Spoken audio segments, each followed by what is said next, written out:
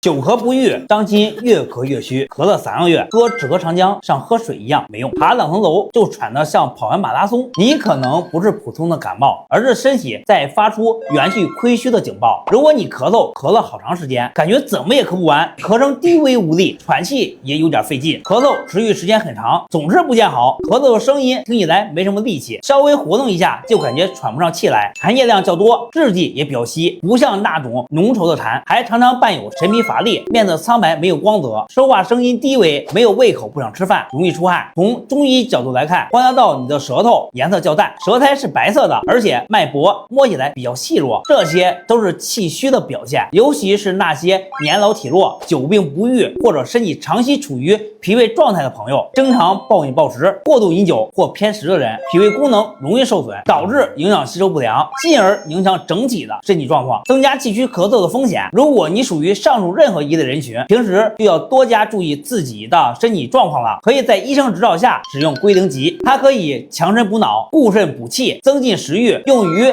肾亏阳弱、记忆力减退、夜梦惊翳、腰膝酸软、气虚咳嗽、五更肠泻、食欲不振。还要记住，适当的调整和预防措施非常重要，比如保持健康的饮食习惯、适量的运动以及调节情绪等。长期的情绪低落或压力大会影响肝脏功能，进而影响全身气血运行。可以通过听音乐、看书、冥想等方式放松心情，你知道了吗？